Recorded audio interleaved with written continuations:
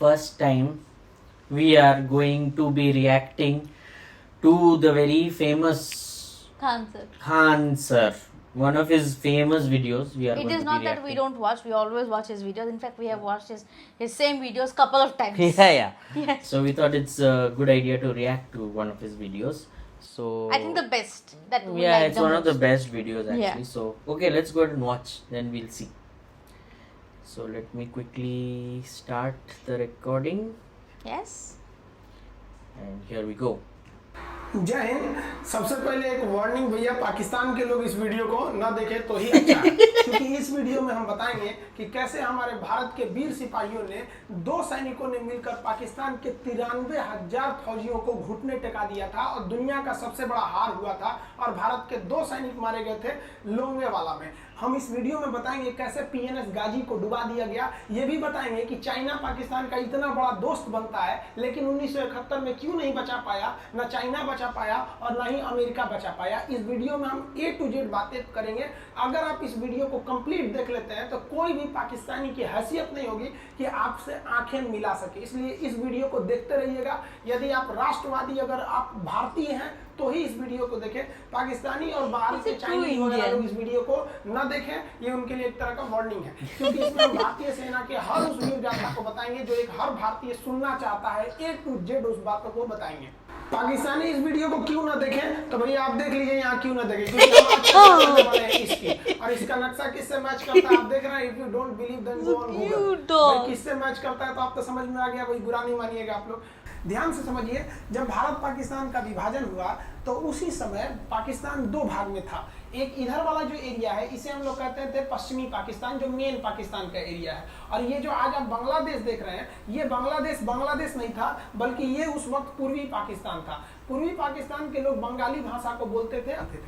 पाकिस्तान के लोग इन लोगों को बड़ा भद्दे मजाक करके बोलते थे, कहते तुम लोग गधे हो, कुछ नहीं जानते हो, किसी काम लायक नहीं हो, यूजलेस हो लोग, तुम लोग छोटे हो, काले हो, मतलब उल्टा सीधा मजाक कर रहे थे। पश्चिमी पाकिस्तान के लोग इधर के लोगों को पसंद नहीं करते थे। हो गया नहले पे दाला 1970 में। 1970 में इस पूर्वी पाकिस्तान के शेख मुजीबुर रहमान चुनाव जीत गए और वो यहाँ के प्रधानमंत्री के पद के चुनाव जीत गए। अब यहाँ की आर्मी ने क्या किया, उनको शपथ ही नहीं दिला रहे थे, इसलिए 70 के चुनाव जीतने के बाद शेख मुजीबुर रहमान जब देखे कि ऐसा है तो उन्होंने अपना भाषण दिया 7 मार्च को और कहा कि अब हम इस पूर्वी पाकिस्तान को एक अलग देश बनाएंगे जिसका नाम रहेगा बांग्लादेश। इस भाषण की वजह से आर्मी ने, पाकिस्तान की आर्मी ने 25 मार्च 1971 को गिरफ्तार करके अब पश्चिमी पाकिस्तान में अरेस्ट करके बंदी बनाकर रख दिया और यहाँ पर जुल्म करना चालू कर दिया। कहाँ पर भाई, तो पूर्वी बंगाल में, पूर्वी पाकिस्तान में, पूर्वी बंगाल में नहीं, पूर्वी पाकिस्तान में इन्होंने जुल्म करना चालू कर दिया। शेख मुजीबुर रहमान की गिरफ्तारी के विरोध में यहाँ मुक्ति वाहिनी नाम कर एक विद्रोही गुट तैयार हो गया था, लेकिन पाकिस्तान के, पश्चिमी पाकिस्तान के लोगों ने इस पूर्वी पाकिस्तान पे इतना भयानक जुल्म किया कि इस पूर्वी पाकिस्तान में इस पश्चिमी पाकिस्तान के लोगों ने यहाँ पर 30 लाख लोगों को कटवा दिया। 30 लाख लोगों को कटवा दिया। 4 लाख महिलाओं का बलात्कार कर दिया। अपने देश के 4 लाख औरतों का रेप किया यहाँ पे। इतना भयानक वो दृश्य है कि अगर हम उसको YouTube पे दिखा देंगे ना तो YouTube हमारे ऊपर क्लेम करेगा, भैया आप ये सब इतने भयानक दृश्य नहीं दिखा सकते। आप अंदाजा लगाइए इनकी क्रूरता का, ये अपने देश पर इतना भयानक जुल्म कर रहे हैं। Pakistan is capable of all these things, fully capable. What they are doing now in Afghanistan. ये हुआ कि अप्रैल 1971 तक Afghanistan was also under Indian Yeah, that was in the past. और Yeah. यहाँ 10 लाख लोग भारत में आ गए शरण लेने के, भैया हमको बचाइए। तो इंदिरा गांधी जानती थी कि जब तक यहाँ शांति नहीं होगा तब तक ये लोग वापस नहीं जा सकते थे, और शांति का एक ही था कि यहाँ पे घुस के इनको मारा जाए ताकि ये पश्चिमी पाकिस्तान वाले लोग यहाँ पर सुधर सके। तो इंदिरा गांधी ने इसके लिए बात की जनरल फील्ड मार्शल मानेकशॉ से। उन्होंने सेना प्रमुख मानेकशॉ से कहा, सैम मानेकशॉ से, कि आप अभी युद्ध कीजिए, हम आदेश देते हैं आप अभी युद्ध कीजिए बांग्लादेश पे, हम अपने पड़ोसियों को इस तरह मरते नहीं छोड़ेंगे, आप इस पे हमला कीजिए। उस समय ये पूर्वी पाकिस्तान था। मानेकशॉ ने कहा कि हम हमला नहीं करेंगे। कही अरे क्यों? कहेंगे कि आप महीना देख रही हैं, अप्रैल का महीना है। अप्रैल के महीने का मतलब बरसात का दिन सर पे है और बरसात के समय पूरब का हाल क्या होता है, एकदम भयानक बाढ़ आ जाती है। और उन्होंने एग्जाम्पल भी दिया कि सिकंदर की फौज भी हाथी लेके आई थी और कीचड़ में फंस गई थी कि अगर यहाँ हम लड़ जाते हैं तो यहाँ बरसात रहेगा, हम यहाँ उलझ जाएंगे, ये एरिया सूखा रहेगा, चाइना का ऊपर से एरिया सूखा रहेगा, ये हमला कर देंगे, हमको 3 ओर से लड़ाई लड़ना पड़ेगा। मानेकशॉ ने इंदिरा गांधी से कहा कि आप 2-3 काम कर लीजिए। कब तक के लिए कि नवंबर तक हम लोग युद्ध नहीं करेंगे, लेकिन अप्रैल से नवंबर के बीच में हम अपने सैनिकों को इस एरिया में लड़ने के लिए ट्रेनिंग दे सकते हैं। मुक्ति वाहिनी उसको हम ट्रेनिंग दे सकते हैं। और इसी में 1971 में हमारी जो थी भारत और रूस की एक समझौता पर हस्ताक्षर हो गया। अब हम लोगों ने पाकिस्तान को एक बारूद के ढेर पर बैठा दिया था। इंतजार था तो इस बात का कि उस बारूद में एक चिंगारी की और पाकिस्तान तबाह हो जाता। इत्तेफाक देखिए, उस बारूद के ढेर पर खुद चिंगारी जलाई पाकिस्तान ने। कैसे?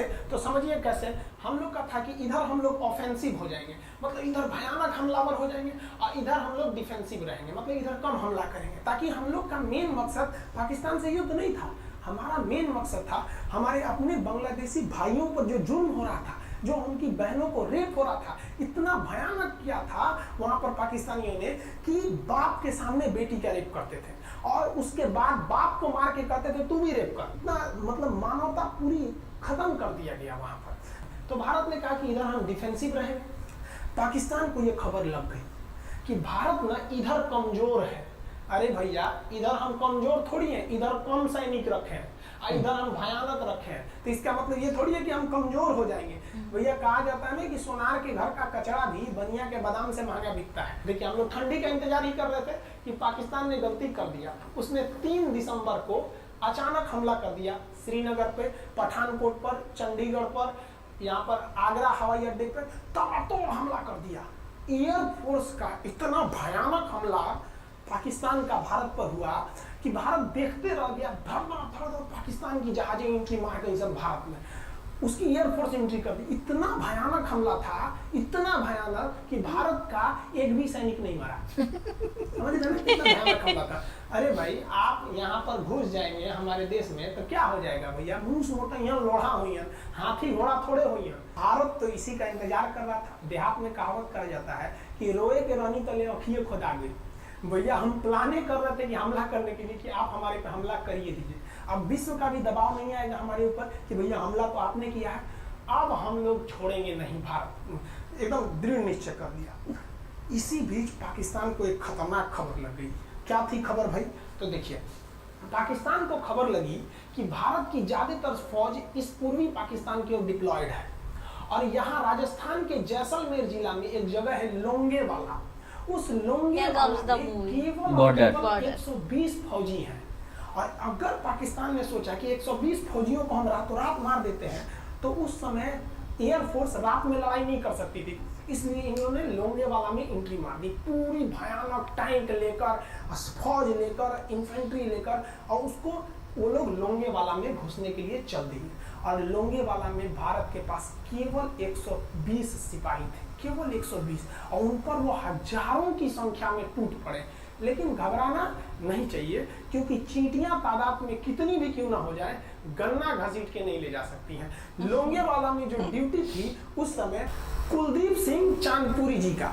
कुलदीप सिंह चांदपुरी सरदार हैं, आप देखे होंगे बॉर्डर मूवी में इनका रोल सनी देओल ने किया है। अब ये कुलदीप सिंह, ये भैया पंजाबी सिख, अब ये लोग 1.25 लाख से नीचे कुछ सोचते हैं। चिड़िया नू में बाज लड़ावा, गिदड़ नू में शेर बनावा, और 1.25 लाख नू एक लड़ावा, तब गोविंद सिंह नाम रखावा। खबर आया कि आपसे जो लड़ने आ रहे हैं ना पाकिस्तान की ओर से, वो ब्रिगेडियर तारिक मीर आ रहा है। उसके पास टैंक है, 2800 फौज है, बहुत ही तेज रफ्तार से आ रहा है। आपके पास केवल 120 जवान है कुलदीप सिंह, आप पीछे हट जाइए, आप पीछे हट जाइए, क्योंकि आपको हम, आप बहादुर है इसमें नो डाउट, लेकिन आप कैसे लड़िएगा उतनी भयानक फौज के पास है यहाँ। उन्होंने कहा खालसा सिख है, नहीं हट सकते हम दिखा देंगे कि हम 120 भी उन पर क्या पड़ेंगे, भारी पड़ेंगे। इनके पास ना ही टैंक को उड़ाने के लिए कोई संसाधन थे, टैंक को मारने के लिए एक जीप पर लगा हुआ छोटा सा तोप था, और इनके पास 3 ठो माइंस लगे थे। माइंस समझते हैं आप लोग? टैंक जो होता है ना बम, उसको उड़ाने के लिए माइंस लगाए जाते हैं। तो देखिए ध्यान से, ये है माइंस, ये माइंस होते हैं। इस पर अगर टैंक चढ़ता है ना तो टैंक ब्लास्ट कर जाता है। तब इन्होंने दिमाग लगाया, इन्होंने क्या किया, जो खाली रेगिस्तान था ना, उसमें ना आगे की ओर 3 ठो ओरिजिनल माइंस को लगा दिया। और जो खाना खाने वाला टिफिन होता है ना, 4 खंडे वाला, इसे उस टिफिन को इन लोगों ने रातों रात ना बिछा दिया ऐसे लाइन से। देखिए लाइन से पाकिस्तान की टैंक आई तो शुरुआत में तो भैया ओरिजिनल माइंस था, धड़ाम से लगा, पाकिस्तान की टैंक उड़ गई। पाकिस्तान का एक टैंक उड़ा, फिर दूसरा उड़ा, तीसरा उड़ा, पाकिस्तानी एकदम डर गए सब। ब्रिगेडियर तारिक मीर कहें कि भैया यहाँ तो माइंस लगा के रखा है इन लोगों ने, एक काम करो इंजीनियरों को बुलाओ, पूरा माइंस निकालो।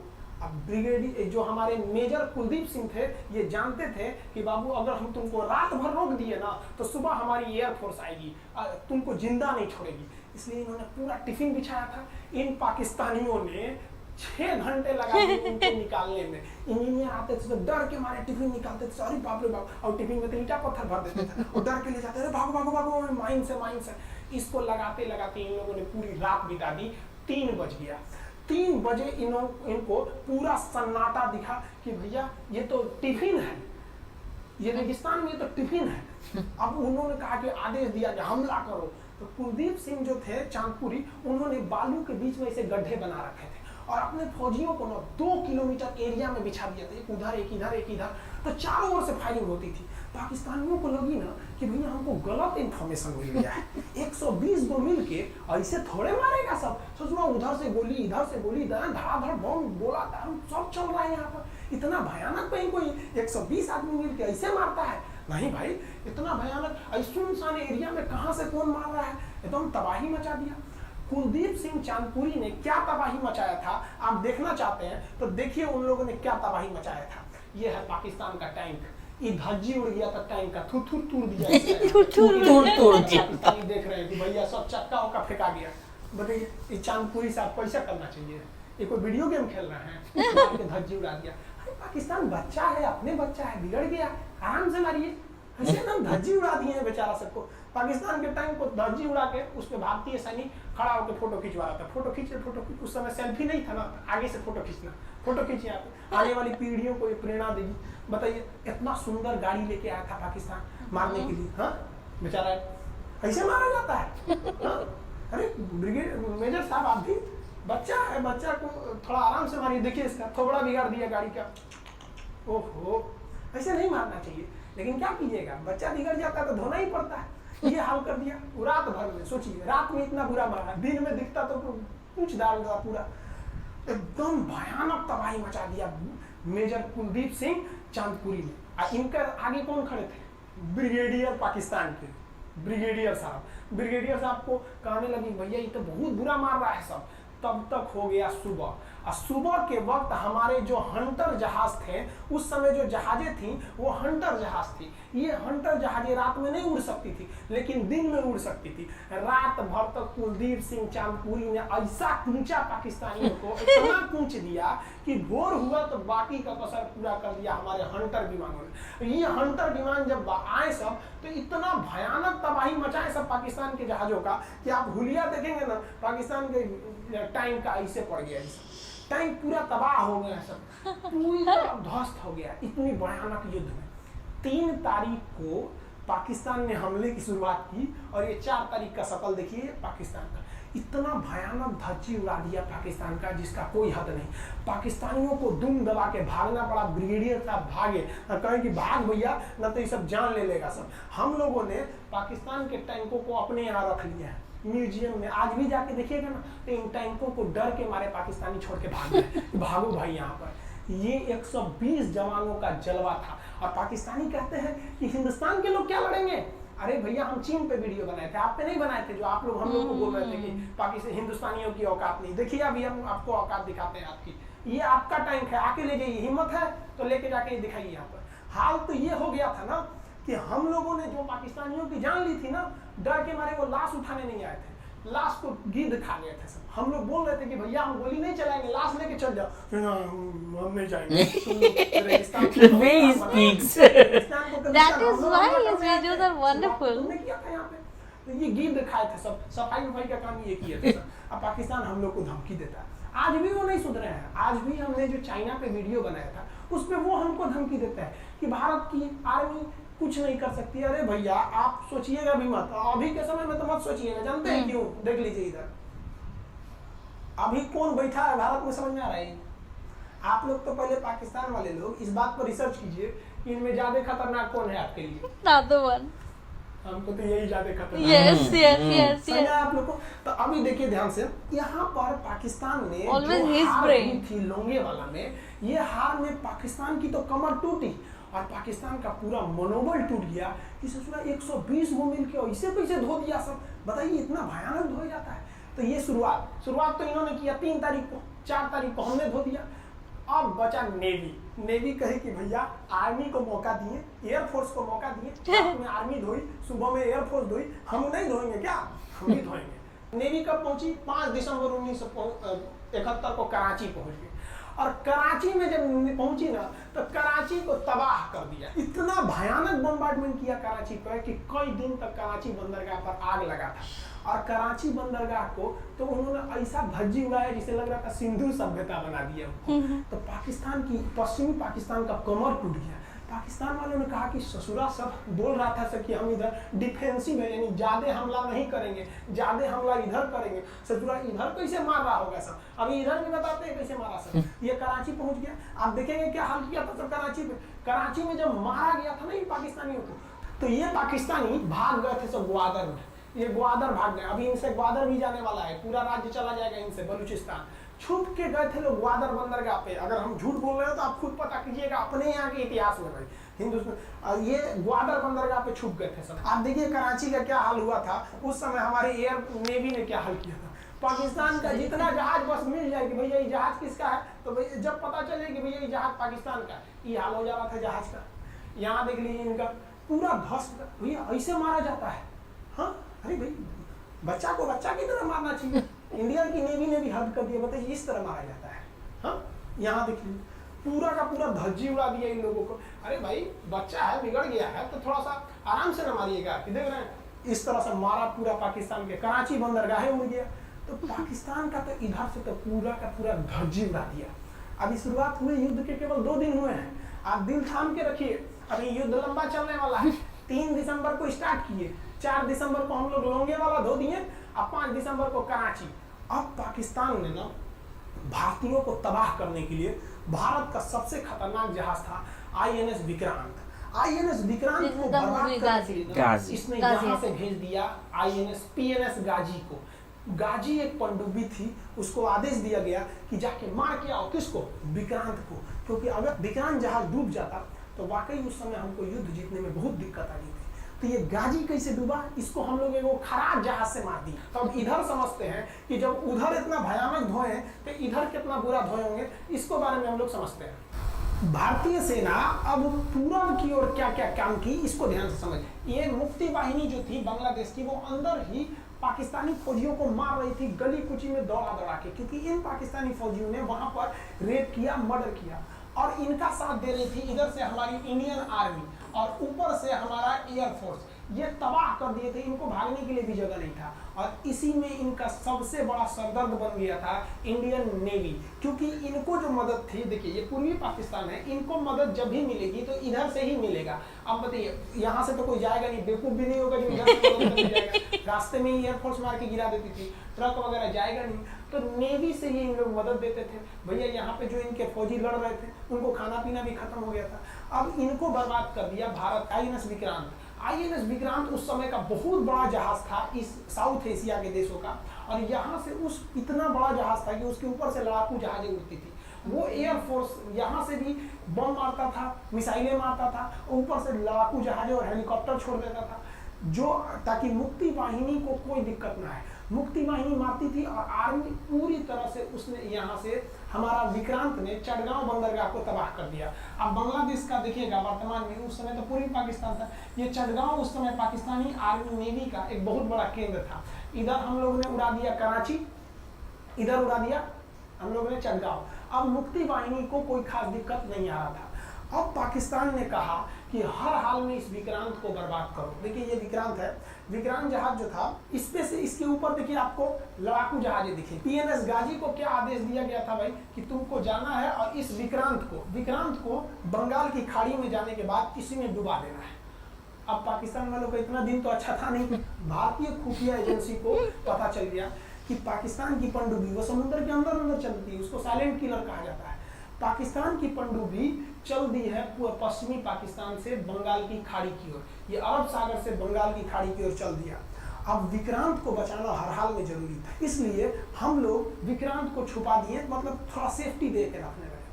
और इस पीएनएस गाजी जो था, पीएनएस गाजी को देखेंगे, पीएनएस का मतलब था पाकिस्तानी नेवल शिप, पीएनएस गाजी, ये मारने आ गया किसको? विक्रांत को। इस पीएनएस गाजी को अगर कोई मार के डुबा सकता था तो वो था आईएनएस राजपूत। लेकिन ये जो आईएनएस राजपूत आप इमेज में देख रहे हैं, ये उस समय समस्या क्या था इस आईएनएस राजपूत के साथ, क्योंकि इसके इंजन में कुछ खराबी आ गई थी और ये बिगड़ गया था। और बिगड़ के इसको विशाखापट्टनम पे बनाया जा रहा था, रिपेयर किया जा रहा था, इंजन ही गड़बड़ हो गया। तो भारतीयों का यहीं पे दिमाग काम आया। भारतीयों ने सोचा क्यों ना हम पीएनएस गाजी को खुद बुला के लाए, कहाँ पर? विशाखापट्टनम पे। तो लोगों ने कहा कि भैया ये आएगा विशाखापट्टनम में, क्या आईएनएस राजपूत हमको मार दो? कहा कि नहीं, देखिए कैसे आएगा। भारतीयों को पता था कि हिंदुस्तान में पाकिस्तानियों के कुछ ना कुछ जासूस होंगे और वो पाकिस्तान को पल पल की खबर दे रहे होंगे। भारतीयों ने क्या किया, आईएनएस विक्रांत के जितने भी अधिकारी थे उनसे कहा कि आप लोग अपने अपने घर फोन कीजिए कि हम विशाखापट्टनम आ रहे हैं, तुम लोग हमको छुट्टी मिला है विशाखापट्टनम में 10 दिन रुकेंगे, हमारे लिए तुम लोग खाना पीना अच्छा से बनाओ। लड़कों से उन लोगों को खबर खिला दिया। विशाखापट्टनम में जितने मछुआरे थे उनको कहा गया कि आप लोग हट जाइए, बहुत बड़ा जहाज आने वाला है, बहुत बड़ा जहाज विक्रांत आ रहा है, यहाँ पे आप लोग खाली कर दीजिए, आईएनएस विक्रांत आ रहा है। यहाँ पर क्या किया गया, ऑर्डर दिया गया, बहुत सारे फल सब्जी अंडा ब्रेड, कि भैया ये इतने बड़े जहाज के लिए जा रहा है, 6 महीने का खाना चाहिए। ये खबर आग की तरह फैल गई पाकिस्तानियों को। अब पाकिस्तान में खबर लग गई कि भैया आईएनएस विक्रांत यहाँ नहीं है, आईएनएस विक्रांत विशाखापट्टनम पे है। अरे बकलो आप, विशाखापट्टनम पर पीएनएस गाजी की मौत यमराज इंतजार कर रहा था आईएनएस राजपूत। ये गधा जो था पीएनएस गाजी, ये मुड़ गया किधर की ओर? विशाखापट्टनम की ओर। और विशाखापट्टनम पर चुपचाप शांति से खड़ा हुआ जहाज आईएनएस राजपूत इंतजार कर रहा था, तो पानी के अंदर अंदर आओ, ये अभी बाहर निकला हुआ है, पानी के अंदर रहती है। और आईएनएस राजपूत देखा कि ये आ रहे हैं, वो आईएनएस राजपूत को मारता कि इससे पहले ही आईएनएस राजपूत मार के तबाह कर दिया पीएनएस गाजी को। पीएनएस गाजी पर को डूबने के बाद पाकिस्तान को बहुत बड़ा सदमा लग गया। पाकिस्तान को ये एहसास हो गया कि अब हम कभी नहीं जीत सकते, क्योंकि ये पीएनएस गाजी अमेरिका से खरीदा हुआ एक बहुत ही शक्तिशाली पनडुब्बी थी जिसे कोई डुबा नहीं सकता था, और हम लोगों ने उसको इस जहाज से डुबाया जो जहाज खराब हो चुका था, जिसका इंजन खराब था। भारतीय सेना का मोराल पूरे 7वें आसमान पर था और पाकिस्तानी दिन पर दिन बर्बाद हो रहे थे। अब पाकिस्तानियों को लगा अब क्या करेंगे, तो पाकिस्तानियों ने अमेरिका में फोन किया, भैया आप कुछ कीजिए। तो अमेरिका ने ना यूएनओ में मुद्दा उठा दिया, यूनाइटेड नेशन ऑर्गेनाइजेशन, इसकी जो सिक्योरिटी काउंसिल है, सुरक्षा परिषद, इसमें कह दिया पूर्वी पाकिस्तान पर जुल्म कर रहा है, मार रहा है। तो रसिया उस समय हमारा साथ दिया, कहा कि तू दूर जानता जुल्म कर रहा है, भारत जो कर रहा है सही कर रहा है, हम इस प्रस्ताव के खिलाफ में वीटो करते हैं। वीटो अगर कोई देश, 5 देश को वीटो है, इस पर अलग चर्चा करेंगे, अगर किसी ने वीटो कर दिया तो वो प्रस्ताव रद्द हो जाता है। तो पाकिस्तान की एक और उम्मीद यहाँ पर अपना दम तोड़ दी। अब पाकिस्तान कहा अमेरिका से कि भैया आप ही हमको बचा लीजिए। तो अमेरिका ना पाकिस्तान की ओर से भारत पर हमला करने के लिए अपना सबसे खतरनाक जहाज भेज दिया, 7वां बेड़ा। देखेंगे 7वां बेड़ा को, अगर इतना भयानक था 7वां बेड़ा, ये अमेरिका का साथ अकेले चलता ही नहीं था, इतनी पूरी फौज के साथ, नेवी के साथ चलता था। ये किस लिए आया था? विक्रांत को डुबाने के लिए, और इसका साइज विक्रांत से डबल था, इसके आगे विक्रांत नहीं टिक पाता। अब इंदिरा गांधी भी टेंशन में रह गई। ले तब उस समय इंदिरा गांधी को याद आया कि भैया हमारा एक और तो हम समझौता करके आए हैं, अगर अमेरिका पाकिस्तान का साथ दे सकता है तो रूस से हम भी तो समझौता करके आए हैं। तो भारत ने रूस को कहा कि भैया अमेरिका इतना भयानक 7वां बेड़ा भेज दिया, आप हमारी मदद कीजिए। तो रूस ने कहा टेंशन क्या लेते हैं, देखो हम बोलते हैं। रूस ने परमाणु पनडुब्बी भेज दी और रूस ने अपना 40वां बेड़ा भेज दिया। आप देखेंगे ये रूस का 40वां बेड़ा है, ये अपने भारी भरकम जहाजों के पूरे ग्रुप के साथ चल दिया, कहा कि चल भैया देखते हैं तुमको कौन मारेगा भारत को। और अमेरिका को सीधा कर दिया कि भैया विक्रांत पर अगर आपने हमला किया तो ये हमला हम रूस पर हमला मान लेंगे। यहाँ पर खड़ा था भारत का विक्रांत और उसकी सपोर्ट में खड़ा था रूस का 40वां बेड़ा। और रूस ने यमन से अपनी एयरफोर्स को भी कह दिया था कि भैया तुम भारत की देखभाल करना। तो भारत की सुरक्षा के लिए इतने लोग, और अमेरिका अपना 7वां बेड़ा लेके यहाँ मुंह देख रहा था, और ब्रिटेन ने भी अपने ईगल नाम के बेड़ा को भी भेज दिया था। तो ये 2 लोग हमारे खिलाफ आ गए थे लड़ने के लिए। कितना, अब बताइए, हम लोग बांग्लादेश की भलाई सोच रहे थे, और अमेरिका का 7वां बेड़ा और रूस का ब्रिटेन का ईगल हम लोग के खिलाफ था, और हमारा अपना विक्रांत और रूस की एयरफोर्स और उसकी 40वां बेड़ा हमारे साथ थी। ये पूरी तरह से बाउंड्री बना दिया था 40वां बेड़ा। 40वां बेड़ा का कहना था कि भैया हमारे जहाज पर ऑटोमेटिक मिसाइल लगी है, तुम अगर इधर आओगे तो हम मार देंगे तुमको ऐसे ही। रूस ने अपनी सारी पनडुब्बियों को ऊपर उठा दिया समुद्र के ऊपर, ताकि सैटेलाइट से और दूसरी निगरानी से देखा जा सके, और यही हुआ भी। वो लोग रूस के इतने खतरनाक जहाजों के ग्रुप को देखकर घबरा गए, इतना घबरा गए कि ब्रिटेन ने कहा था we are too late. Britain का ईगल बेड़ा अमेरिका के 7वां बेड़ा से कह रहा है उधर मत जो, बहुत देर हो गया है, पहले पहुंच गया रूस, अब मारेगा वहीं तबाह हो जाओगे यहाँ पे। तो 7वां बेड़ा ने धमकी दिया कि हमारे जहाज में परमाणु बम लदे हुए हैं। तो 40वां बेड़ा ने रिप्लाई किया था कि हम भी जब चले थे ना तो परमाणु बम लादे के चले थे, और गिनती जब कर रहे थे तो हम भी गिनती किए थे 250 हमारे पास भी परमाणु बम था, लेकिन इतना ज्यादा था कि सोचे कि कौन गिनेगा, बाद में गिनेंगे, आज अब देखते हैं किसके पास कितना है। तो रूस ने हमसे सच्ची दोस्ती निभाई थी, और इधर शेख मुजीबुर रहमान की जो मुक्ति वाहिनी थी वो अपना काम कर रही थी। अब भारत आर पार की लड़ाई में था। पाकिस्तान हर मोर्चे पर हारते जा रहा था। भारत सरकार ने पाकिस्तान पर मनोवैज्ञानिक दबाव बनाने के लिए निर्मलजीत सिंह अरोड़ा ने एक प्लान बनाया। उन्होंने एयरफोर्स को पूर्वी पाकिस्तान यानी जो अभी बांग्लादेश है, तो ढाका के ऊपर एयर ड्रॉप करा दिया, हवाई जहाज से सैनिकों को उतार दिया, और उन सैनिकों के भेष में उसमें सैनिक कम थे, और उसमें केवल पुतलों को नीचे उतारा गया था। ये केवल इंडियन आर्मी जान रही थी कि पुतला नीचे उतरा, लेकिन मीडिया ने तो इसको खबर को आग की तरफ फैला दिया। और इसमें हम धन्यवाद देना चाहेंगे हाथ जोड़कर बीबीसी न्यूज का। अब बीबीसी ने ये छाप दिया कि इंडियन एयरफोर्स ने ढाका पर 5000 एयर ड्रॉप करा दिया फौजियों को। अब ये गली गली खोज खोज के पाकिस्तानी फौजियों को मारेंगे कि तुम क्यों मार रहे हो हमारे बांग्लादेशी भाइयों को। और बांग्लादेश की मुक्ति वाहिनी वैसे ही उनके पीछे पड़ी हुई थी पाकिस्तानियों के। अब पाकिस्तानियों का पूरा मनोबल टूट गया, पाकिस्तानी गली गली छुप गए सब। सोचिए, ये पुतला से डर जा रहे थे, रियलिटी में ये फौजी नहीं थे, पुतला गिराया गया था एयर ड्रॉप करके। अब वो लोग डर के मारे भाग गए यहाँ पर। अब एयरफोर्स ने देखा कि उसके ये छोटे से वैज्ञानिक दबाव का इतना खतरनाक असर पड़ा है। एयरफोर्स ने कहा कि अब एक काम करते हैं, अब आर पार को अब ठोक डालते हैं पाकिस्तान को, अब जो होगा सो देखा जाएगा। एयरफोर्स ने बांग्लादेश के जो गवर्नर थे उनके घर पे हमला कर दिया। अब वो घर में नहीं थे, वो तो बच गए। बचने के बाद डर क्या होता है, देखिए डर किसको कहा जाता है। जो उनके गवर्नर हाउस थे एएच मलिक, इन्होंने त्याग पत्र दे दिया, भैया जिंदगी रहेगी तो बोलते नौकरी करेंगे, डर के मारे त्याग पत्र दे दिया। सोचिए, गवर्नर, क्योंकि पाकिस्तान का एक राज्य ही तो था पूर्वी पाकिस्तान। जैसे हमारा एक राज्य है उत्तर प्रदेश, बिहार, महाराष्ट्र, वहां पे भी गवर्नर होते हैं ना, संवैधानिक हिसाब से गवर्नर मालिक होता है उस जगह का। त्याग पत्र दे दिए। सोचिए, ये डर था उनके अंदर। निर्मलजीत सिंह अरोड़ा जो लेफ्टिनेंट जनरल थे, जनरल तो हमारे मानिक शाह थे, लेफ्टिनेंट जनरल थे जिन्हें बांग्लादेश जीतने की जिम्मेदारी दी गई थी, मतलब उसे सुरक्षा करने की जिम्मेदारी दी गई थी।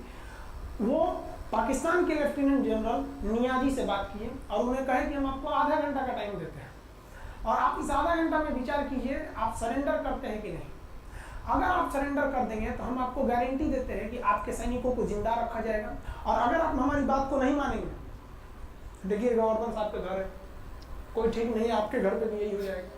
क्योंकि अगर आप हमारे सामने सरेंडर नहीं करिएगा तो याद रखिए हम अपने हमले को 10 गुना और तेज कर देंगे। और हाथ तो आप चारों ओर से गए हैं। भारत चाहता था कि जल्दी से जल्दी इस युद्ध को खत्म किया जाए, क्योंकि अब ये अंतर्राष्ट्रीय मैटर हो चुका था। अब अमेरिका अपना नाक पे ले लिया था कि भैया हमारा जहाज मार के गिरा दिया। अब PNS गाजी उसी की पनडुब्बी थी, वो तो पाकिस्तान को दिया।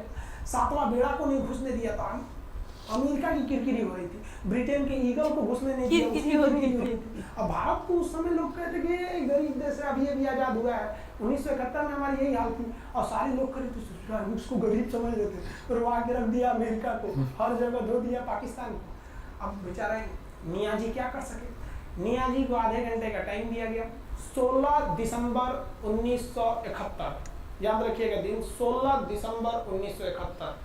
ये हमारे इतिहास का 13 दिन के युद्ध में हमने पाकिस्तान को धूल चटा दिया, क्योंकि 3 दिसंबर को पाकिस्तान ने युद्ध स्टार्ट किया था और 16 दिसंबर हम लोगों ने जनरल नियाजी से आत्मसमर्पण करवा लिया। और आत्मसमर्पण आप देखना चाहेंगे जनरल नियाजी का। जनरल नियाजी इन्होंने हमारे लेफ्टिनेंट जनरल निर्मलजीत सिंह अरोड़ा के सामने आत्मसमर्पण साइन किया, और साइन करने के बाद बांग्लादेश के ढाका रेस कोर्स में इन्होंने साइन किया, और इनकी आंखों में आंसू था। एक देश के सेनापति के लिए इससे शर्म की बात क्या है, जो गिनीज बुक में नाम रिकॉर्ड करा दिया। गिनीज बुक में कैसे? देखिए, पाकिस्तान के लोग हम चाइना के वीडियो बनाए थे, उस पर कमेंट कर रहे थे कि इंडियन आर्मी कुछ नहीं कर सकती। देखो, बांग्लादेश तुम्हारी बहादुरी का जीता जागता उदाहरण है। तुम्हारे यहाँ का 93,000 फौज, सोचिए 93,000 सैनिक पूरी दुनिया में आज तक आत्मसमर्पण नहीं किया। ये 93,000 लोगों ने आत्मसमर्पण कर दिया। देख लीजिए, ये अपना बंदूक उतार फेंक दिए, अपने स्टार नोच के उतार दिया कि भैया हम लीजिए आत्मसमर्पण करें, बेल्ट उतार के दे दिया, अब चलिए जहाँ ले जा रहे हैं, जितना लाठी मारना है हमारी, आत्मसमर्पण। ये वही पाकिस्तान है, याद रखिए। आप याद कीजिए, हमारे 120 सैनिकों ने आपको धूल चटा दिया था लोंगेवाला में। केवल 2 सैनिक मरे थे लोंगेवाला में, और पूरी की पूरी आपको भगा दिया था 4 दिसंबर को ही। और आप याद कीजिए, बहुत बहादुर बनते हैं ना। 93,000 फौज आपकी हार के गई है यहाँ से। इतना बड़ा हार दुनिया में आज तक कहीं का नहीं हुआ है। 93,000 सैनिक सरेंडर करके गए हैं भारत के सामने से। क्या बात कीजिएगा आप हमारे सामने। तो ये है, गिनीज बुक में नाम है। ये तो है भैया पाकिस्तान की आर्मी, एक तरह से गिनीज बुक में नाम है ना जी। भले हारने से नाम है तो क्या हुआ, पाकिस्तान के लिए इससे खुशी की बात क्या हो सकती है कि भैया गिनीज बुक के नाम है। अब इन लोगों को जेल में बंद कर दिया गया, बाद में हम लोगों ने इन्हें छोड़ भी दिया था। और इस सरेंडर के बाद बांग्लादेश की जो मुक्ति वाहिनी थी, उसके चेहरे पर ये मुस्कान थी कि बांग्लादेश अब स्वतंत्र हो गया। ढाका इंदिरा गांधी का स्टेटमेंट था, ढाका स्वतंत्र राजधानी है स्वतंत्र बांग्लादेश की। ये खुशी थी बांग्लादेशियों के चेहरे पर, जिनकी बहनों की इज्जत आबरू लूट ली गई थी उन्हीं देश के फौजियों के द्वारा। ये जो नियाजी थे, जब इन्हें लेफ्टिनेंट गवर्नर बना के भेजा गया था बांग्लादेश में, तो ये नहीं पूछे थे कि बांग्लादेश का स्थिति क्या है। ये पूछे थे कि जिन लड़कियों का रेप हुआ है वो कहाँ है, सब दिखाओ तो, मतलब ये भी जाके करेंगे। ये हाल था। ये इनके चेहरे पर मुस्कुराहट थी। बाद फिर मुजीबुर रहमान को पाकिस्तान से स्वतंत्र कराया गया। भारत ने जो अपना वादा किया था कि शेख मुजीबुर रहमान को स्वतंत्र करेंगे, बांग्लादेश को स्वतंत्रता दिलाएंगे, उनके अधिकारों के लिए लड़ेंगे, भारत ने अपने वादा को पूरा किया। आज शेख मुजीबुर रहमान की बेटी शेख हसीना बांग्लादेश की कमान संभाली हुई है। शेख हसीना, जब हमको याद है जब वो भारत आई थी एयरपोर्ट पे, तो मोदी जी एयरपोर्ट पर रिसीव करने गए थे, जबकि ऐसा नहीं होता है। शायद ही बांग्लादेश की प्रधानमंत्री को पूरी दुनिया में कोई बड़े देश का राष्ट्रपति रिसीव करने जाए, प्रधानमंत्री रिसीव करने जाए, तो भारत अपने पड़ोसियों का इतना ख्याल रखता है, चाहे वो नेपाल हो, भूटान हो, सबके साथ। अभी हाल फिलहाल में नेपाल के लोग थोड़ा गुस्सा हैं लिम्पियाधुरा काला पानी को लेके, लेकिन ऐसा नहीं है कि हमारा नेपाल के साथ कोई खराब रिश्ता है। हमारा नेपाल के साथ रोटी और बेटी का रिश्ता है। बांग्लादेशियों के साथ हमारा बहुत ही अच्छा संबंध रहा है। आज हमारे बांग्लादेश के साथ बहुत ही मधुर संबंध है। और बांग्लादेश को जो पाकिस्तान के लोग कहते थे ये किसी काम लायक नहीं है, ये वाले भाई लोग पाकिस्तान से आगे निकल गए। आज इनका मलमल का कपड़ा, जूट और पाम ऑयल पूरी दुनिया में फेमस है। जहाजों की मरम्मत में, तो जहाज के रिपेयरिंग में बहुत आगे निकले हैं बांग्लादेश के लोग। आई होप आप समझ गए होंगे। इस युद्ध के बाद अगर भारत चाहता तो भारत पाकिस्तान के पश्चिमी भाग को भी कब्जा कर लेता, क्योंकि यहाँ तो हम लोग हराए ही थे। उनके 93,000 फौज तो हम लोग जिंदा पकड़ लिए थे। हम उन्हीं को कह देते बंदूक लगा के कि कश्मीर खाली करो, हमारा यहाँ से वापस जाओ। लेकिन बावजूद हमने इंसानियत दिखाई थी पाकिस्तान के ऊपर। इसका बदला ये पाकिस्तान ने हमें क्या दिया पता है? 26/11 हम संसद भवन पर अटैक, तो कभी अमृतसर में अटैक, कभी मुंबई में बम ब्लास्ट, कभी 26/11 का हमला, ये सब हुआ। हम चाहते तो उस वक्त भी जीत सकते थे। ये पाकिस्तान वाले आप जो कहते हैं कि हम बहुत बहादुर हैं, भारतीय सेना हमारा क्या कर सकती है, तो भारतीय सेना की रहमो करम पर आप लोग जिंदा थे, वरना 1972 में ये जो सेना थी ना 71 में, आप लोग को कहीं का नहीं छोड़ती। आप हिंदुस्तान के व्यूवर्स आप लोगों से भी कहते हैं कि एक लाइक तो बनता है, इस सैनिकों के लिए, हमारे लिए नहीं, हमारे इस चैनल के लिए कभी नहीं कहेंगे कि Khan G S centre channel को आप सब्सक्राइब करिए, लाइक करिए, हम ये कभी नहीं कहते हैं। लेकिन हम ये जरूर कहते हैं कि आज एक लाइक बनता है हमारे इन वीर सिपाहियों के लिए जो आज भी सेना के लिए डटे हुए हैं। और ये पाकिस्तान इस पर कमेंट करते हैं। हम आप भारतीयों से कहते हैं, आप हिंदुस्तानी हैं तो इस वीडियो को जितना से ज़्यादा शेयर करना है आप शेयर कीजिए, ताकि आपके बच्चों तक को ये पता चल सके कि हमारे सैनिक कितने बहादुरी हैं, कितने बहादुरी से लड़े थे हमारे सैनिक, कितने बहादुर हैं। और इस वीडियो को आप इतना शेयर कीजिए कि पाकिस्तान तक पहुंचे और वहाँ का बच्चा इस वीडियो को देखे, ताकि उनके अंदर भारतीय सेना का जो डर है वो बैठे। ये डर जरूरी है उनके अंदर, ये डर उनकी हड्डियों तक जाना चाहिए। और हाँ, कोई भी देश के हो, हर देश को अपने सैनिकों के लिए सम्मान करना चाहिए। हम ये कोई मनगढ़ंत कहानी नहीं बताएं, हम अपने सैनिकों की वीर गाथा बताएं जो A to Z अक्षरशः सही चीजें हैं। समझ में आया? आप इस वीडियो को देख रहे हैं तो मेरे साथ बोलिए आप लोग, भारत माता की जय। पाकिस्तान के युद्ध का जो हम सीरीज बना रहे हैं, आज 71 का युद्ध बढ़ा है, हम आपको कल 1948 का युद्ध बता देंगे, 65 की लड़ाई में वीर अब्दुल हमीद ने जो बहादुरी दिखाई, फिर आपको 84 का सियाचिन, 99 का करगिल, अब 62 की चाइना युद्ध के बारे में भी बता देंगे। याद रखिएगा, चाइनीज और पाकिस्तानी इस वीडियो को डिसलाइक जरूर करेंगे, आप उन पर भारी पड़िएगा। ये वीडियो आप संभाल के रखिएगा, अपनी पीढ़ियों को दिखाइएगा कि हमारी सेना कितनी बहादुर थी। एक सैल्यूट हम अपने वीर जवानों के लिए। जय हिंद। हम बहुत ही सौभाग्यशाली हैं जो ऊपर वाले ने हमें हिंदुस्तानी बनाया। I proud to be Indian. जय Hind. I feel so great. The way he explains is in a funny way and in a storytelling way. You know, a lot of people don't have this skill to be able to tell a story and explain When he things. was telling, I was thinking when I was in school, if I got such videos, I would have been gone through a textbook. Correct. Right? I got all the info so accurate.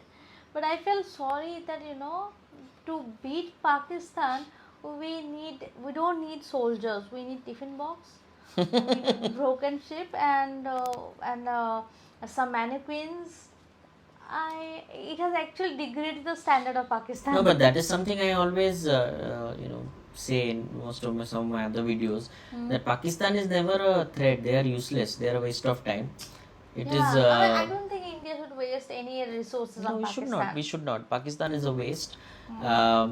In fact, some of the one of the Gauravaria videos I had said also that I don't know why Gauravaria wastes so much time making videos on Pakistan. They are a waste. Even I was also thinking of every time you see Gauravaria videos, he is so much into. He's such a talented guy. Yeah. I mean, enough. He has given time to Pakistan. He should Pakistan stop talking about doesn't Pakistan. But I do think that he, much of time. but I think he's done. One of his recent videos, he's spoken about the infighting that is happening in Congress. Sidhu and Sidhu's case now. Yeah. So I think he spoke about that. So it's good to see. I haven't seen that video. I actually want him to make some videos for China. Yeah, he should. He should make some. For video in China. us, being an Indian, the biggest threat is not Pakistan. Pakistan is not See a the threat bigger at all. picture. See, Pakistan, big, small, Pakistan is not a threat at all. We have to see the bigger picture. Yeah. There's a small fight. These are trivial. Pakistan is not even counted as a country. Yeah. Okay, so Very true. China is the biggest threat for us. Yeah. China is a threat, China, but Pakistan is nothing. See, when two big countries fight, that is called fight. Yeah. When too big and one is not even a country, that is not in a fight. Correct. So Anyways. I really like this talking about this video. He explains it so Yeah, that is what I minutely like about Khan sir. His precision is always Very nice. very Very nicely fun, explained. So we should do one more video on Khan sir. Yeah, It's one of the latest videos that is there. Let's have a reaction tomorrow on that video. Yes, Alright? let's do that, yeah. Great, thank you. We don't have to tell people to subscribe to Khan sir's videos because he's got millions of subscribers. Please subscribe to our Please subscribe to our channel and like and share as well. Yes. Alright, thank you so much for watching. Thank you. We'll come back tomorrow with another Khan sir's video. Okay? Till then, peace.